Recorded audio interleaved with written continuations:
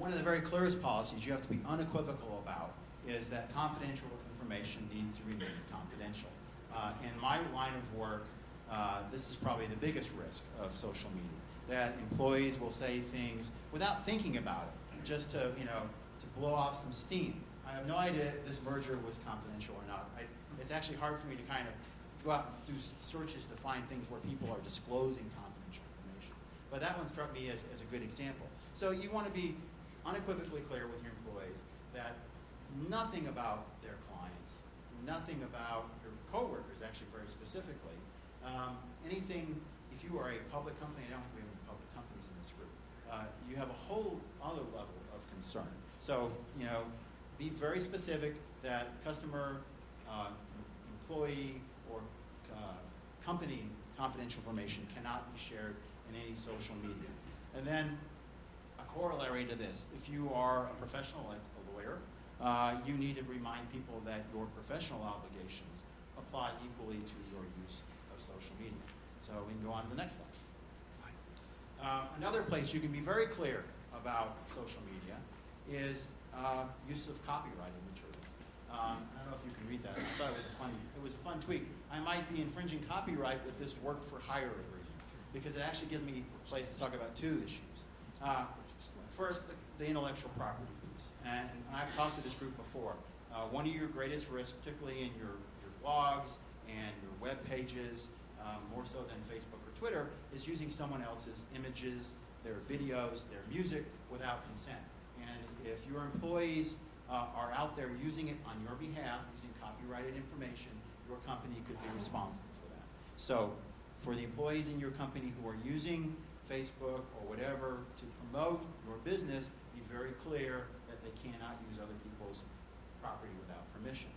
The corollary here is you're creating intellectual property, especially if you have a blog or a web page. Sir? Jim, I'm sorry to interrupt. Quick question on that, though. But if you, the whole issue, okay, so it's out on the web. It's out there for everybody to see. If you attribute that image, that music, that quote, does that get you off the hook, so to speak? Did everyone hear the question? We're going to bring a microphone up. Okay. The basic question is attribution enough? And for a lot of people in social media, it is. Specifically, like for me and my blog, No Funny Lawyers, get a plug in there. I want people to share it. I just want it to be attributed to me. So the rights that I've given on that page specifically say you have that right. But a lot of stuff you don't. A copyright does, if someone has got a copyright on the material, if they haven't specifically given you permission to share it, to reuse their photograph, attribution is not enough. So if you're using this in your business, don't take the chance of being sued for a copyright violation. Either get permission, or you'll see some of the image, like that train image, the copyright expired on that one. So we went out looking for things that were not copyright protected that we could share. So I hope that helps. But the work for hire doctrine was the other piece that I wanted to touch on here. If you are hiring independent contractors to help you develop material for your social marketing campaigns, you need to be crystal clear with that person who owns that material. Because the normal rule is if you have someone who's your employee doing that for you, you own it. If you hire someone who's an independent contractor, they own it. You only have a license to use it. So work for hire doctrine is a close enough corollary to the copyright. I wanted to throw that out. This is from the Minor and Brown Facebook page. This was Christmas at Minor and Brown. Santa Claus gave us a visit, despite the fact that we're lawyers. You thought we would have been on the naughty list, right? And I want to recognize Megan, my assistant Megan, want to wave at everybody, who helped me put this slideshow together. She's in this picture. So I wanted to use my own law firm as an example of maybe what not to do. We're going to talk about, this slide is about privacy. The law is, you can get in trouble as an employer sharing things where the employee has a reasonable expectation of privacy. I don't think, the photograph at the law firm Christmas party posted on our Facebook page actually created any great risk of harm to us, but the photograph that Megan took of me asleep at my desk the other day, if she posted that, there'd be a problem. But what I've told you guys before is you're using social media to promote your business. Don't take the chance that you have a good defense to a privacy action. Before you start posting photographs of your employees, make sure that it's clear that you have the right to do so. Make it a condition of their employment that you have the right to share images of them on your web pages, in your marketing campaigns. I mean, probably any of you are parents who have kids who participate in any kind of organized event. You're used to the fact that you've signed publicity releases, that those organizations have the right to use your child's image. That's good lawyering on someone's part. Yeah, there's a question. Sorry, so. Two questions. I work for a community college, so what if we have students that are posting photos to our Facebook page? Okay, So so I'm what trying to think, might what be- exposure do you have? Yeah. I think you probably have very little legal exposure, is my gut take from that. You have a more practical problem in that, your brand could be damaged by damaging photographs, embarrassing photographs like one student posted by another one. And I think you need to be clear in your policies what they can and can't. And you should take things down as an administrator once you see something that violates that. But I'm not thinking, they're not an agent of the school, so you're not responsible for that. If you fail to take it down and you know about it, now we might have a different problem. But I don't think that doesn't bother me too much. And there was a question behind you. My organization uses a lot of volunteers, and we do a lot of community events. So can I just assume that everything you're saying about employees has the same? Right. You could I don't think your employees have a reasonable expectation of privacy when they are engaged in public work somewhere and you take a photograph of them. But I'd rather you didn't take the chance. Why not have the signed release so you're not actually having to win the defense of the privacy violation action? A little bit of preventive law goes a long way. My law firm, we have a very small litigation practice because our business clients have learned that even winning in court is a losing situation for most small businesses. The ulcers, the legal fees, just the time, the whole thing. So to the extent you can avoid it by either being smart or having these releases or whatever you need in advance, that's good business. It's not just good law, good business. John is always after us to be transparent in our social media. This is a tweet. I just went out and I searched for that hashtag client. Can y'all read that from back there?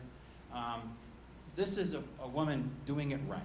I don't know anything about her other than the fact that she's promoting a client of hers on Twitter. And she disclosed that in a way that I know that she was paid for that tweet. You don't have to disclose the fact that you're promoting your own business. We were all smarter than that.